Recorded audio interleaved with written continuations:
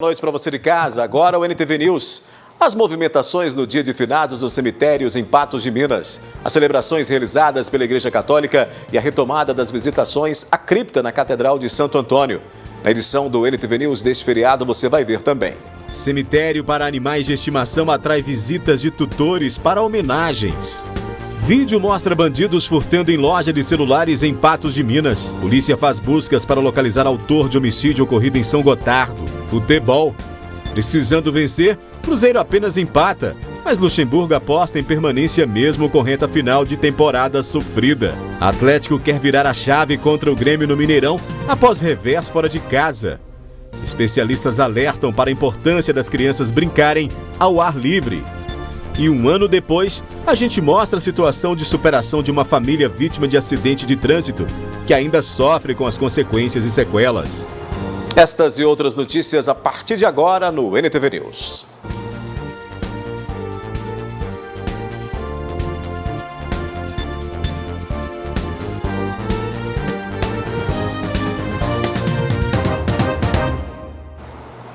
Um homem de 37 anos de idade foi morto a tiros no final da tarde de ontem em São Gotardo.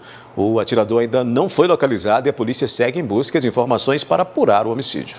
Segundo a Polícia Militar, a vítima, identificada como Hernani Faria Vilela Júnior, natural de São Gotardo, caminhava pela rua Presidente Vargas, rumo ao bairro Bela Vista, quando o homem portando uma arma de fogo se aproximou e efetuou vários disparos contra Hernani, que caiu no chão já sem vida. O local foi isolado e a perícia da Polícia Civil compareceu ao endereço. Diversos rastreamentos foram realizados, mas o autor não foi preso. A polícia ainda busca a imagem do olho vivo e do comércio nas proximidades para ajudar na elucidação do assassinato. Uma loja de celulares foi alvo da ação de bandidos na Avenida Paracatu, em Patos de Minas. O crime aconteceu durante a madrugada no bairro Rosário. Imagens de câmeras de segurança flagraram os dois ladrões quebrando a porta da frente e invadindo a loja. A ação durou menos de um minuto. Os bandidos furtaram 2 notebooks, 2 celulares Xiaomi, um celular LG e um celular Samsung. De acordo com o proprietário da loja, a estimativa é de um prejuízo de R$ 8.000, além do conserto da porta. Até o início da tarde desta terça-feira, a Polícia Civil informou que já foram identificados os corpos de 10 homens que morreram após troca de tiros com a polícia em Varginha, no sul de Minas. Os corpos de outros 16 suspeitos ainda aguardam identificação no IML de Belo Horizonte. 8 laudos com a identidade dos mortos foram divulgados pelo Instituto de Identificação da Polícia Civil de Minas. Outros 2 laudos foram emitidos pela Polícia Federal. A conferência da impressão digital dos suspeitos foi o método usado para a elaboração dos pareceres técnicos. É lógico que ainda serão realizadas outras perícias. Dentre as perícias que serão realizadas, vai ser inserido o perfil genético desses indivíduos no Banco Nacional de Perfis Genéticos, onde haverá o cruzamento com possíveis vestígios coletados em outros locais de crime. Então pode ser que ainda ocorra esse cruzamento por parte da perícia. Todos os suspeitos identificados, com idades entre 24 e 37 anos, são naturais de Uberaba e Uberlândia e também de cidades dos estados de Goiás, Rondônia, Maranhão e Amazonas. Eles seriam membros de uma quadrilha envolvida em ataques a bancos. Durante a operação policial no último domingo, foi apreendido um arsenal de guerra, além de explosivos e coletes à prova de balas. Pois é, por falar no assunto, o Conselho Estadual de Defesa dos Direitos Humanos de Minas Gerais enviou um ofício para o secretário de Justiça e Segurança Pública, Rogério Grego, e para o ouvidor da polícia, Paulo Vaz Alckmin, pedindo informações oficiais sobre a operação em Varginha, que resultou aí na morte de 26 pessoas. O CONED quer informações para além do que já foi divulgado. A seguir aqui no News, as movimentações do dia de finados nos cemitérios em Patos de Minas e as celebrações realizadas pela Igreja Católica e a volta das visitações à cripta na Catedral de Santo Antônio. Depois de 5 dias de fiscalização intensificada nas estradas federais, termina às 23h59 de hoje a Operação Finados da Polícia Rodoviária Federal. Desde a sexta-feira, a PRF vem reforçando a presença em locais com maior incidência de acidentes graves e também de criminalidade. A corporação também promove ações educativas e de conscientização sobre condutas perigosas no trânsito. O balanço final será divulgado amanhã, quarta-feira. Agora a gente mostra como foi a movimentação deste dia de finados em Patos de Minas. O cemitério Santa Cruz voltou a receber uma grande quantidade de visitantes após a interrupção de acesso por causa da pandemia. Milhares de pessoas compareceram ao cemitério Santa Cruz para prestar homenagens aos entes queridos que se foram. Com flores e ornamentos, os visitantes embelezaram os jazigos e túmulos. Foi muito bom, porque o pessoal já estava querendo vir cá, né, um dia, e agora a primeira vez, eu acho que o cemitério vai encher todo dia, né? O dia inteiro vai ficar assim, o pessoal visitando os entes queridos. E já não era sem tempo, né, que essa pandemia atrapalhou tanto, né? E é isso, vamos visitar, só o ano que vem, né, de novo, para o pessoal reunir, né, e vamos aproveitar esse dia de hoje. A última vez que o cemitério esteve aberto no feriado foi em 2019, antes do início da proliferação da Covid-19. Para Beatriz, a data só reforça um cuidado diário de orar, que não foi abandonado durante a pandemia. Estou muito satisfeita no sentido de estar aberto para a gente chegar mais próximo dos nossos falecidos, né? Mas eu me lembro muito deles, rezo todo dia para os meus antepassados, meus entes queridos. Mas está tudo tranquilo, tá? Estou achando até assim que está muito bem arrumado o túmulo, o cemitério, está tudo muito bem arrumado. E vamos ficar mais presente, mais próximo, né, deles, com oração, com saudade, que é o que fica no coração. O tradicional comércio de flores pôde ser retomado após 2 anos. Geraldo Caixeta relata que o movimento estava bom, mas a dificuldade de encontrar mercadoria foi um dos entraves que deixava as flores e velas mais caras. Veio ter alegria de estar aqui para vender as flores para o pessoal, né? Que passaram muitas pessoas, né? Foi muita gente embora, né? E graças a Deus a gente está aqui. Sobre as vendas, elas tá bom, os produtos não tá barato, viu? Ele também não tá tendo produto para nós vender. Que a gente é acostumado a vender hoje, pedia 1000 flores para vir para vender, hoje veio 120 flores. Com os preços triplicados a mais, né? Mas tá bom, o pessoal que tá vindo tá comprando, né? E eu achei que tá um movimento muito bom do cemitério, muita gente, né? Fico satisfeito, né? E primeiramente de estar com saúde e estar aqui agora falando. O seu Lazinho, que esteve no cemitério para prestar homenagens aos entes queridos, preparou uma singela poesia para o dia de finados. Está com 2 anos e uns dias que começou a pandemia. Estamos sofrendo demais, não temos mais alegria. Peço perdão e misericórdia, toda hora e todo dia. Se for a vontade do Senhor, dá o fim da pandemia, para nós curtir as nossas vidas com prazer e alegria. Amando a Deus e o próximo e a Virgem Maria. Amém. É isso aí. É a saudade que bate, né? E aí essas homenagens são importantes, até porque são uma tradição aí, né? Agora, relembrando a memória de entes queridos, a celebração do Dia de Finados ocorreu na Catedral de Santo Antônio, com a possibilidade de visitação da cripta neste ano. 3 missas em celebração ao Dia de Finados serão celebradas na Catedral de Santo Antônio durante o feriado. Olha, todos nós lembramos os entes queridos e nós acreditamos na ressurreição e na vida eterna. Por isso, lembrar os entes queridos e celebrar os defuntos não quer dizer que nós ficamos cultuando os mortos, mas nós cremos que eles todos ressuscitam com Cristo para a vida eterna. Por isso nós celebramos, né, a memória de todos os falecidos. O bispo Dom Cláudio salienta a importância da data após quase 2 anos de pandemia, em que centenas de milhares de vidas foram ceifadas devido à Covid-19. É muito sofrimento que nós carregamos, muita dor, e nós queremos também expressar a nossa solidariedade com todas as famílias que tiveram perdas deste tempo da pandemia e mesmo outras perdas por outras causas também de morte, porque a morte é sempre traumática e sempre causa sofrimento e muita dor daquelas pessoas, mas nós cremos que estas pessoas já estão no convívio de Deus na eternidade, onde também nós um dia esperamos chegar. A cripta da catedral está aberta para a visitação dos fiéis e permanecerá acessível durante o decorrer da semana. No local, estão sepultados ilustres figuras da Igreja Católica em Patos de Minas. Aqui na cripta nós temos os túmulos do primeiro bispo, Dom José André Coimbra. Ele foi sepultado aqui, ele faleceu em 1968. Temos aqui também o jazigo do cônego Getúlio, que também foi sepultado, os restos mortais foram colocados aqui. E temos também do Monsenhor João José Perna. Também temos aqui nesta cripta o túmulo do Monsenhor Fleury, que inclusive foi o idealizador da construção desta igreja, da Catedral Santo Antônio. E temos também do Padre Antônio Dias, que também está sepultado aqui na cripta, ao lado de Dom José de Coimbra. As celebrações do Dia de Finados ocorrem simultaneamente nas igrejas católicas de todo o município. Depois do intervalo aqui no News, nós vamos mostrar como estão os cães resgatados em ocorrência de maus tratos. E cemitério para animais de estimação atrai visita de tutores para homenagens. Além dos cemitérios que recebem milhares de pessoas no Dia de Finados, tem aqueles onde os tutores prestam homenagens aos animais de estimação já falecidos. Considerado o melhor amigo do homem, o cachorro é um dos animais domésticos mais adorados pelas pessoas. Com expectativa de vida entre 10 a 13 anos, os caninos vivem uma fração da longevidade humana. Pensando nisto, esse cemitério foi fundado e dedicado inteiramente à memória dos cães que passam pela vida de inúmeras famílias patenses.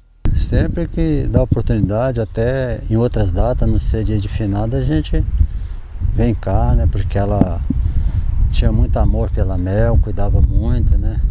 Eu também, que ela morava ali na minha casa. Vitória era dona de Mel, uma Shih Tzu misturada com Yorkshire, que faleceu em abril de 2019. Desde então, ela e o avô visitam com frequência a lápide do animal, que por 3 anos era tratado por ela como se fosse um membro da família. Sim, é como se fosse minha filha, né? Eu tratava ela muito bem, ela tinha um significado muito grande para mim. Ela me ajudou muito em todos os momentos difíceis. Os animaizinhos são sepultados nessas gavetas, para que os familiares, que um dia compartilharam de muito afeto e carinho, possam visitá-los para prestar as homenagens. O animal é um animal, um amigo que você pode confiar, né? Amigo leal mesmo. Hoje está sendo assim muito respeitado, né? Dedicado, a dedicação para o animal aumentou muito dos tempos para cá, né? É amor, lembranças que fica, né? Do momento que viveu com a gente. Então acho isso importantíssimo. Então assim que dá oportunidade, mesmo em outras datas, ela pede para vir cá e eu venho com ela, sabe? Por que não, né? Existe aí formas diversas de amor. E um animal, quem tem animal, quem tem cachorro, quem tem gato, sabe muito bem disso, né? Desse amor que transcende. E aí quando um ente querido morre e você sente muita falta, o animal também acaba sendo um membro da família para muita gente, para quem realmente gosta dos animais. E aí esse tipo de espaço realmente oferece, né? Essa possibilidade de também realizar essas homenagens no Dia de Finados como esse. 2 semanas após o resgate de 20 animais vítimas de maus tratos, a maioria já foi adotada e está em um lar seguro. Mas confiantes, muitos inclusive já aceitam contato físico, algo bem diferente do que eles estavam habituados a receber. Os 20 animais de raça resgatados pela Vigilância Ambiental, ASPA e Polícia Militar em uma casa em Patos de Minas foram para o canil da Associação de Proteção aos Animais, onde passaram por atendimento veterinário e foram encaminhados para a adoção responsável. Antes de terem donos responsáveis, eles sofriam maus tratos, estavam em gaiolas, num canil improvisado. Alguns até adquiriram doenças e ainda estão em tratamento. Agora, com seus novos donos, em poucas semanas depois de serem libertados, já se nota uma melhora significativa na aparência deles. Até hoje nós estamos em choque, para te falar a verdade, o tanto que esses animais estavam maltratados, porque levamos eles no veterinário, chegamos lá, achamos que era só pelo embolado, com fezes, não.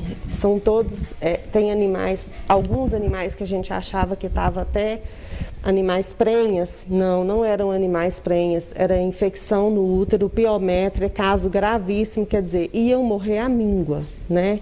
Então, graças a Deus, estão fazendo tratamento. Dos 20, 19 já foram castrados, exceto a Naomi, que pelo fato de ainda estar desnutrida e tratando de outros problemas, teve que esperar para fazer o procedimento. Ela, além de outros 3, está em lar temporário, mas depois também será colocada para a adoção.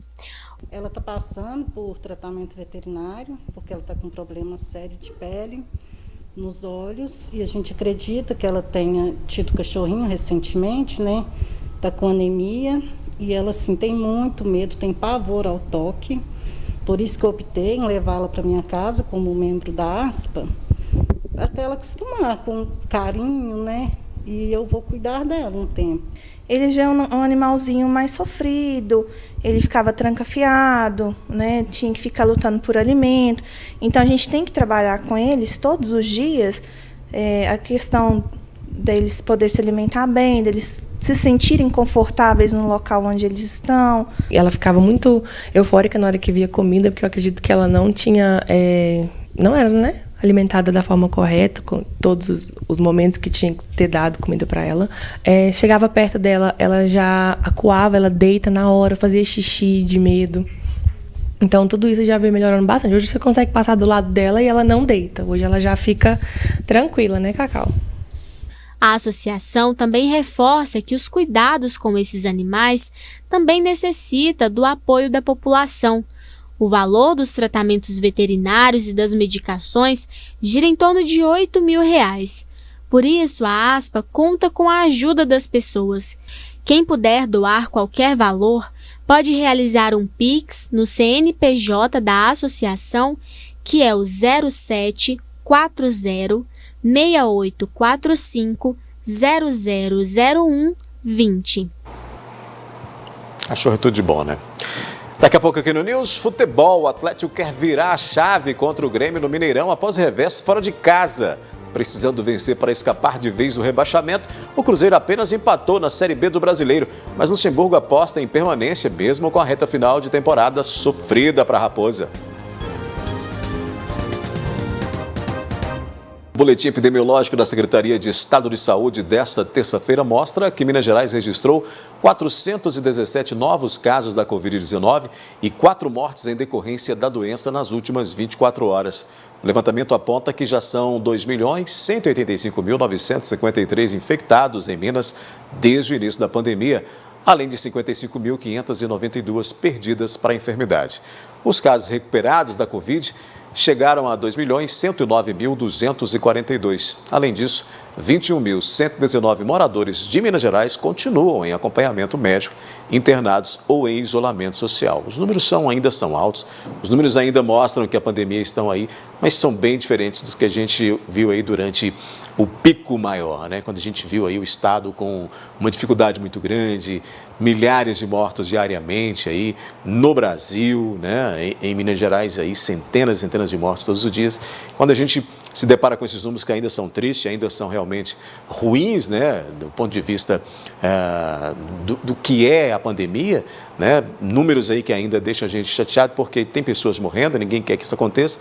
Ainda assim, né, sendo ruins, são melhores, como eu acabei de dizer, do que os que a gente enfrentou, né, em um período muito prolongado e muito triste dessa pandemia em Minas Gerais. Falando especificamente de Minas Gerais, até porque regionalmente, né, todo mundo sabe dessa situação como foi e como a gente espera caminhar aí nesta pandemia, com a imunização de todos, né, com a recuperação de quem ainda está em leito aí de hospitais com relação à Covid-19, uma vez que a gente tem uma diminuição aí nesses números, mas nós temos ainda a presença da doença. Então, qual que é o caminho?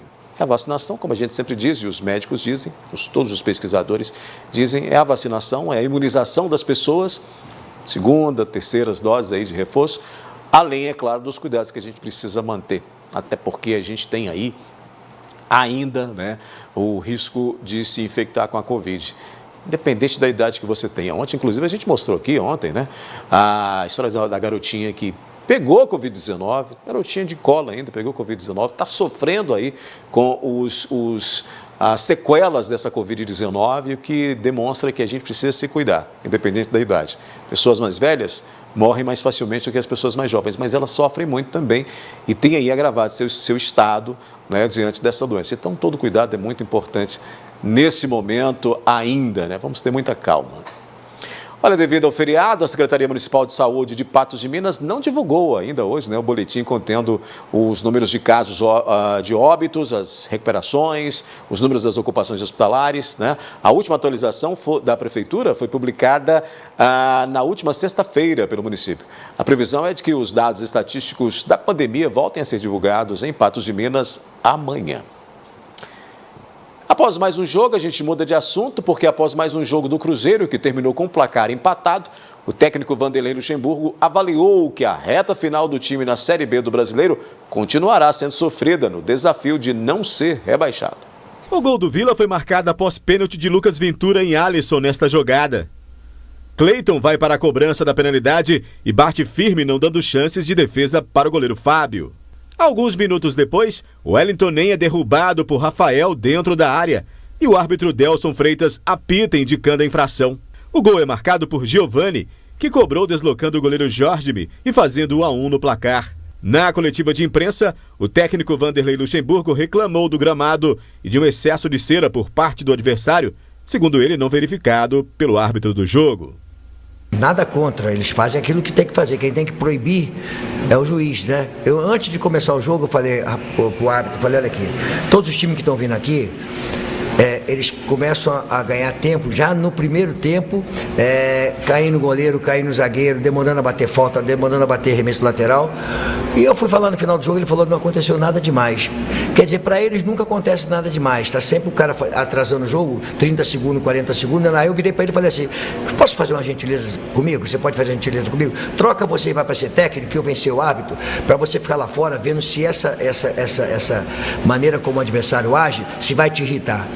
Você não irrita como árbitro, mas você virar técnico vai ver que vai te irritar. E a outra, claro que a condição do gramado prejudicou bastante, eles quase conseguiram fazer um gol aqui, com aquele campo encharcado. O Fábio fez uma grande defesa, acho que foi a única defesa que ele fez no jogo também, né? E o resto favoreceu o time deles, que é um time que tem uma bola parada muito forte, jogadores altos, ligação direta o tempo todinho, ligação direta com o número 5, metendo a bola em cima do centroavante. A defesa teve muito bem postada, ganhou a maioria das bolas, tanto que escanteio quanto a falta lateral, como frontal. E a única coisa que eu lamentei é que nós perdemos muito a segunda bola. A segunda bola é fundamental dentro do jogo de futebol para que você comece a jogada. Nós perdemos a segunda bola, que foi a aproximação dos zagueiros, dos volantes, dos meios, do lado do campo, encostar um pouquinho mais para a segunda bola. Mas a equipe suportou. Claro que nós queremos ganhar, mas a equipe do Vila Nova é bem superior à equipe do Remo, com certeza absoluta, está bem claro. A gente tem que lamentar a derrota contra o Remo, né? Até lamentar o empate, né? Se fosse um empate, né? Mas estamos no caminho, é duro, o caminho vai ser doído, o caminho vai ser sofrido, mas vamos continuar. O treinador avaliou ainda as limitações do time na temporada, oscilando entre resultados negativos e a conquista de pontos até fora de casa. Às vezes a gente falar a verdade, né? Ela meio que dói, né? Mas eu não tenho essa preocupação, porque eu tenho que saber aquilo que eu estou fazendo, aquilo que não estou fazendo, né? Claro que eu cheguei aqui com a expectativa da gente poder brigar, brigamos, chegamos próximo, mas os jogos decisivos que deveríamos jogar para a gente poder encostar na parte de cima, nós não chegamos. E agora o pessoal de baixo me encostou, mas nós estamos ali, né, numa pontuação que faltam 5 jogos, 15 pronto, para a gente adquirir 4 ou 5 pontos ali, para a gente poder manter o time na primeira divisão. Então essa é a condição do Cruzeiro, não arranjem outra, porque se nós não ganhamos lá atrás e não avançamos, porque essa é a posição que nós temos atualmente, nós temos que brigar por ela. Eu vou brigar por ela, vou brigar muito para manter o time aqui, os jogadores sabem disso. Hoje os jogadores foram dentro do jogo, não afrouxaram, um jogo difícil, e vamos encarar o Londrina fora de casa, né? Todo mundo falou que nós íamos ser goleados. Eu acho que havia até um negócio da Sport TV, que fez uma enquete, que todos os comentaristas da Sport TV deram o Curitiba como vencedor. 8, acho que foram 8 comentaristas. Eles devem ter ficado com vergonha, porque nós ganhamos de 3-0, né? Opinião de futebol antes do jogo é complicada, porque o Cruzeiro é um time grande, né? Não um clube pequeno, não um clube que não tenha estrada, que não tenha história. Então a gente sabe que nós podemos conquistar fora de casa pontos importantes, como já conquistamos. É um time grande, como disse o Luxemburgo, o Cruzeiro é um time grande, mas tem sofrido como um time pequeno, né? E como time pequeno, sem dinheiro. É um time que vem aí de um desastre em sua história, um time que caiu, né? Isso aí todo mundo, né, sabe dessa situação financeira pela qual o Cruzeiro passa. Quando chega numa situação como essa de terceiro ano na Série B do Brasileiro, né, tudo isso é reflexo, porque aí faltou investimento, aí faltou planejamento. Ainda na Série B, ainda estando numa situação como essa de estar na Série B, era para ter um time melhor para disputar essa situação. Aí alguém vai dizer, mas pela condição financeira do time, ele não consegue subir. Outros clubes com menor condição, menor possibilidade, ou menor estrutura que o Cruzeiro já subiram, né? Já tiveram a condição de subir. Então faltou gestão também. Faltou gestão, desde o início, por exemplo, quando caiu para a Série B, e aí no segundo ano de Série B, quando já se tinha essa situação repetida, o clube não se organizou necessariamente, né? Contratou técnicos de forma errada, contratações de jogadores também que não surtiram efeito. Ou seja, a situação do Cruzeiro é muito complicada, né? Correndo o risco, pelo terceiro ano seguido, ainda na Série B, e correndo o risco de cair para a Série C. Todos os 3 anos teve essa dificuldade, né? Ano passado o Filipão salvou, esse ano o Luxemburgo tentando salvar. Enfim, a situação da Raposa é muito difícil. E quando o Luxemburgo fala assim, porque o cronista esportivo apostou que o Cruzeiro seria goleado, é porque é essa a condição do time, né? Não adianta achar porque só é um time grande, não vai ser goleado. Porque tem sido isso, empata muito, perde muito, ganha pouco e continua nessa situação aí. Ainda sobre futebol, pela Série A do Brasileiro, o Atlético enfrentará o Grêmio em partida adiada da 19ª rodada nesta quarta-feira no Mineirão, às 21 horas. O time de Cuca quer virar a chave após a derrota diante do Flamengo na rodada passada e seguir, é claro, em busca do título. Mariano diz esperar uma partida nada fácil diante de um adversário que luta contra a possibilidade de rebaixamento. Um jogo difícil, mesmo a gente sabendo a situação do Grêmio hoje, nós sabemos também da história do Grêmio, né? É um time que está brigando, né, pelo rebaixamento. Com certeza eles, né, vão querer dificultar, né, o jogo aqui. Estamos preparados também, né, sabemos, né, do que vai nos favorecer esses 3 pontos diante do Grêmio. Estamos nos preparando para que, né, esse jogo seja um jogo importante para nós e com o apoio da nossa torcida, né? Sabemos que em casa a gente vem fazendo o nosso melhor, os resultados vêm acontecendo dentro da nossa casa, somos líderes também, então acho que temos que ter isso em mente, focar nisso, porque com certeza nós, pelo que a gente vem fazendo dentro do campeonato, temos que nos impor dentro da nossa casa e diante da torcida, com todo respeito ao Grêmio, mas com certeza vamos para esse jogo em busca do nosso objetivo, que é a vitória. O jogador ainda falou sobre a vantagem de ter jogos seguidos em casa, uma vez que fora de seus domínios o time alvinegro vem de 2 derrotas e 2 empates. É uma equipe que é, se eu não me engano, a melhor fora de casa, né? Então, ou uma das melhores jogando fora de casa. Como eu citei também, a gente somos líderes, e se somos líderes hoje é pelos resultados, não só dentro de casa, como fora de casa também. Você também, né, deixou aí bem um pouco claro que a gente vai oscilar no campeonato. Não só pode acontecer dentro de casa, como está acontecendo fora de casa, como você mesmo frisou. Temos 2 derrotas e 2 empates fora de casa. E dentro de casa a gente está fazendo uma campanha muito boa. Então, creio que estamos no caminho certo, né? Claro, que um jogo ou outro podemos não ganhar, que é do futebol, pode acontecer. Mas estamos focados, como eu falei, estamos bem concentrados para esse jogo do Grêmio e em busca do nosso objetivo, com o apoio da nossa torcida. Eu creio que vamos fazer um grande resultado. Questionada ainda sobre a derrota para o Flamengo na rodada passada, Mariano afirmou que agora é virar a chave e seguir em frente. Até ontem era de tristeza, né, porque foi um dia após o jogo. Hoje a gente já tem que virar a chave para o Grêmio, que é o nosso próximo adversário. O Flamengo já passou, esse jogo não volta mais. Então a gente tem que pensar para frente. Somos líderes, temos uma vantagem, né, do segundo colocado, que hoje, se não me engano, é o Palmeiras. Então o Flamengo passou, como você mesmo falou, todos nós estávamos esperando esse jogo, aconteceu. Infelizmente não ganhamos, queríamos, né, ganhar, queríamos o objetivo positivo, o resultado positivo, desculpa, e não aconteceu. É bola para frente, agora temos o Grêmio, então nossa cabeça tá no Grêmio, como eu falei, com o apoio da nossa torcida, vamos jogar em casa e já estamos nos preparando, né, para esse jogo e em busca do nosso objetivo, que são os 3 pontos. Até porque time que quer ser campeão não precisa escolher ou não pode escolher adversário, como se diz no jargão do futebol, e nem lugar para vencer, né? Tem que vencer dentro de casa, fora de casa, é assim que os grandes campeões do Brasileirão fizeram, vencer as oportunidades que tiverem. Agora, o Atlético vem de uma derrota para o Flamengo, a meu ver, uma derrota até um tanto quanto injusta, porque teve muita chance. É claro que no futebol essa questão de justiça fica muito, né, reservada, mas enfim...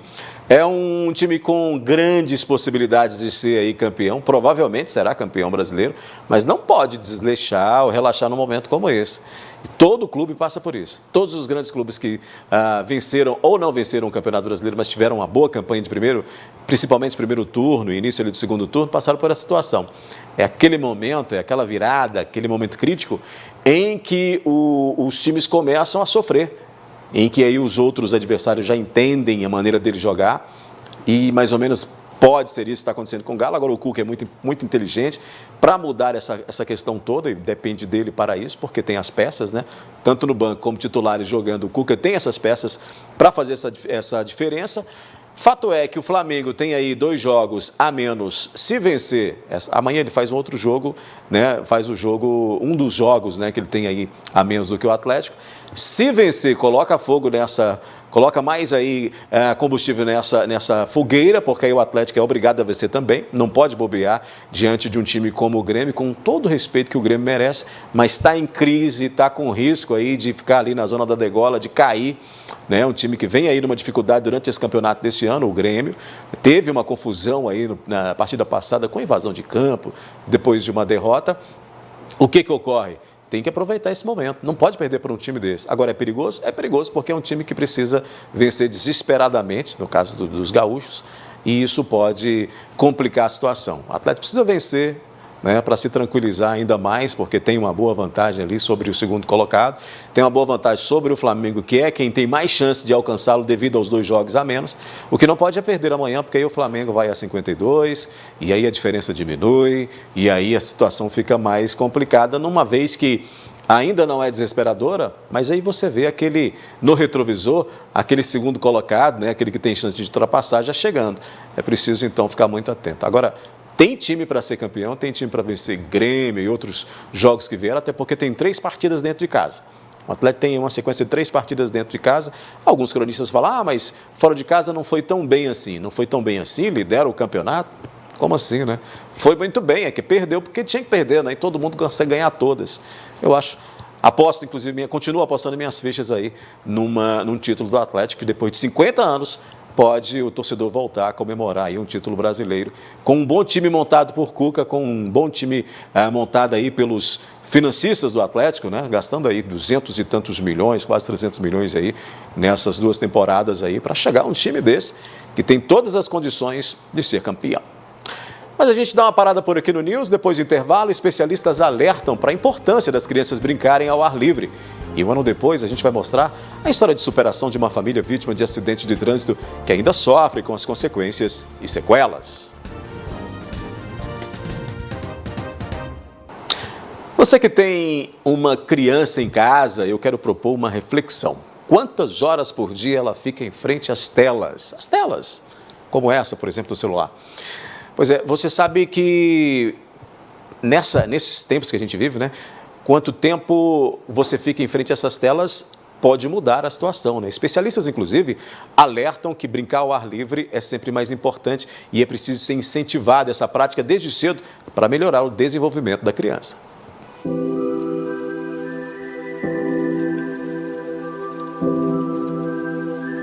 O pequeno Benício, de 2 anos, adora brincar nessa pracinha perto de casa. Aqui ele tem contato com algumas árvores, chão de terra e ar livre. A mãe faz questão de trazer o pequeno e também a filha mais velha, Marcela. Pelo menos 2 vezes na semana eu procuro trazer eles nas pracinhas que temos próximos de casa, essa daqui é uma delas, né? Para que eles tenham esse contato, para desenvolver mesmo a parte motora, né? Sair do tablet, do celular, que a gente sabe que hoje em dia é bem complicado manterem eles distantes. Então eu acho que é importante. Pezinhos no chão, correria, bagunça e muita criatividade. Brincar é assim e brincar na natureza é melhor ainda. Um momento simples, mas que nem sempre faz parte da agenda das crianças, cada vez mais ocupadas com outras tarefas e vivendo em ambientes cada vez mais construídos. A saúde das crianças, já comprometida pela poluição e por consequências das mudanças climáticas, também sofre pela falta de contato com a natureza. A imprensa americana usa até um termo para se referir a esse conjunto de problemas: déficit de natureza. O conceito foi criado pelo escritor Richard Louv, que se dedica a escrever sobre a relação das crianças com ambientes naturais. Essa pediatra, alergista e pneumologista é doutora em saúde da criança e do adolescente.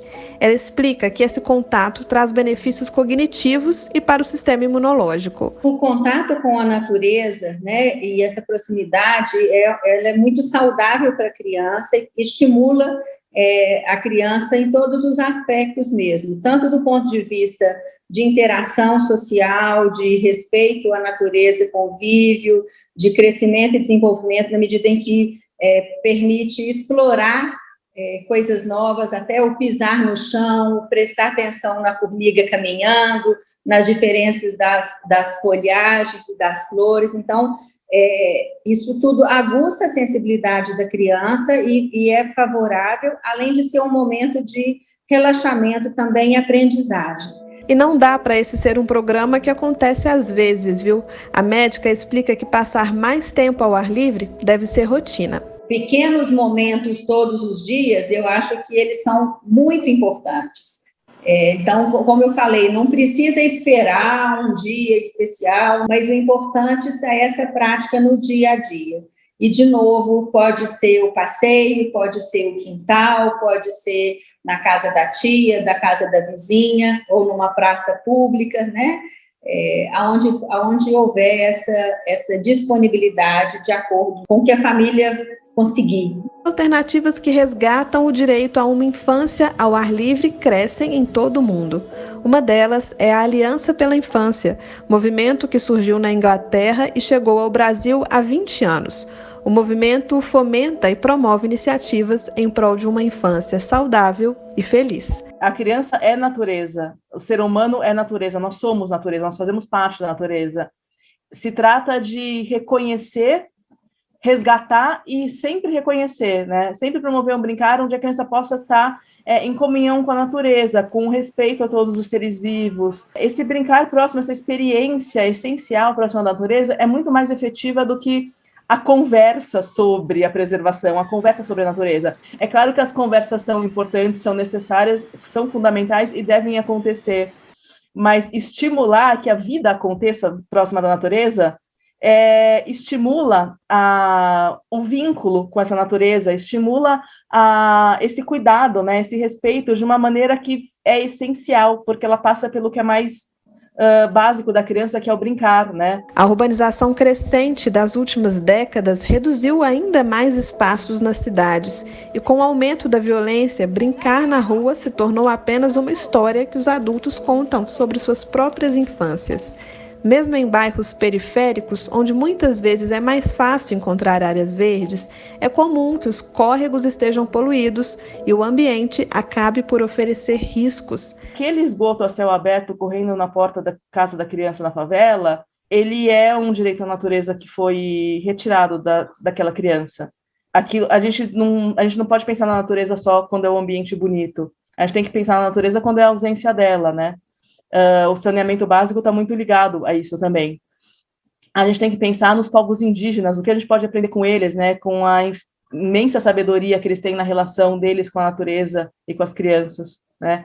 E em todos esses valores, na violência doméstica, que aumentou muito, né, nesses últimos tempos, e como a natureza em um papel curativo, que não é de curar a mazela especificamente, mas que é de nos reconectar conosco para que a gente possa exercer esses valores e possa conviver de uma maneira mais harmoniosa.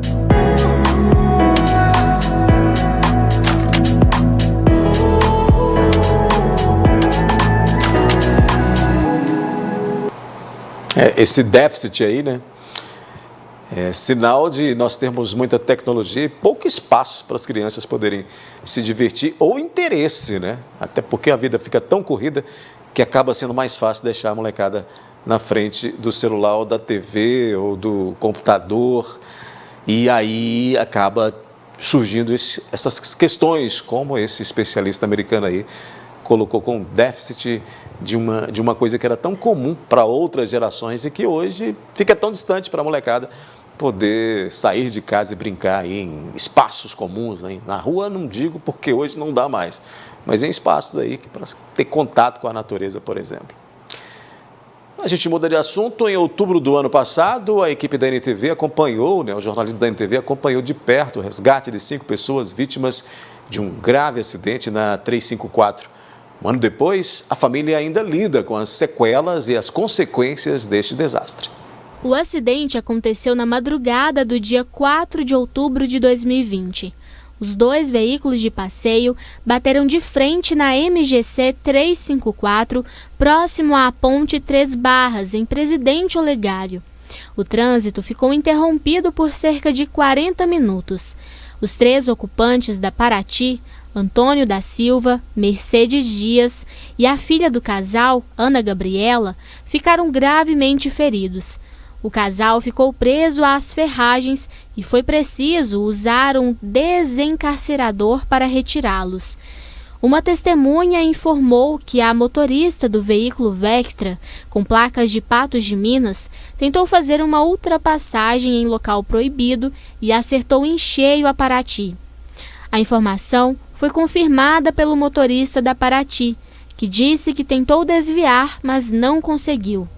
Todos os envolvidos foram levados para o Agarrad na época. 1 ano e 1 mês depois do acidente, Antônio, Mercedes e Ana Gabriela relembram o que passaram no dia e durante o tempo de recuperação. Eu recordo que eu fiquei lá preso, eles me tirou para o porta-malas, tá? E me sungou, passou por cima do banco e tirou o porta-malas, porque estava ruim de sair do lado, né? E assim eu lembro de ver. E a hora que eu estava sentado, sentindo dor demais no peito, mas a perna, enquanto eu estava quietinho, não tinha dor não, mas a hora que mexeu a primeira vez em diante... Eu lembro da fumaça saindo do carro. Eu estava vendo meu pai e a minha mãe, a polícia, o SAMU. Do acidente eu não lembro quase nada. Eu vi o que estava acontecendo em volta, só porque escutava, só porque não via, sabe? Aí eu lembro quase nada, porque até hoje eu ainda faço fisioterapia. É difícil, porque fisioterapia não é fácil não, não é qualquer um não. Os 3 tiveram fraturas nas pernas que ainda deixam sequelas. Antônio ainda sente dores ao caminhar. Mercedes, que teve ainda fraturas no rosto, passou por 13 cirurgias, a última delas há 3 meses. Ana Gabriela perdeu o movimento de uma das mãos e precisou reaprender a escrever com a outra. Foram 75 dias longe de casa em recuperação, sem poderem caminhar e sem saber como fariam para arcar com as despesas de casa e dos tratamentos. O custo de vida é alto, você tem que comprar remédio, igual eu tenho que pagar professora para ela, porque se eu não pagar, se ela não sabia de nada, ela ia começar as escolas analfabeta de tudo, porque ela teve que adaptar e escrever tudo com a outra mão. Mas, mesmo com tudo que passaram e ainda passam, depois do acidente, ainda há um sentimento de gratidão pelo suporte que tiveram de familiares, profissionais da saúde e dos que participaram do resgate. É tudo complicado para nós. de saúde, situação financeira também apertou demais para nós, que nós não teve ajuda de nada, né? A mulher nem o INSS não conseguiu receber ainda. Aí para nós não foi fácil, não.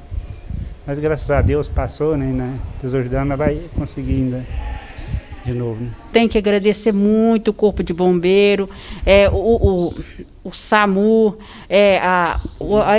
a polícia rodoviária, a polícia militar aqui, que inclusive veio até visitar nós, a prefeitura que também, o hospital que também auxiliou também lá no acidente, sabe?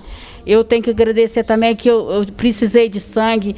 Eu fui uma das pessoas que mais teve doador de sangue no Hemominas até hoje, sabe?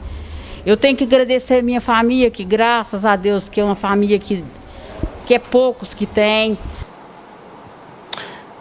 Diante de uma situação tão violenta, tão grave como a que foi esse acidente, essa recuperação realmente ela vem com sequelas, ela vem com dificuldades, e é preciso agradecer, porque foi realmente um acidente assim que mexeu comoveu as pessoas, porque foi muito grave, com pessoas presas ali, as ferragens e tudo mais. E a gente fica feliz por saber que essa família está aí buscando se recuperar, apesar das sequelas, apesar aí de ainda lidar com as dificuldades provocadas por acidente de trânsito. É por isso que vale sempre aquela recomendação, Todo cuidado é pouco, e ainda assim pode ser que alguém erre no trânsito e provoque uma situação como essa que foi causada a essa família aí. Com essa a gente encerra o NTV News neste feriado de finados. Amanhã a gente se encontra novamente aqui às 7 da noite. Até lá!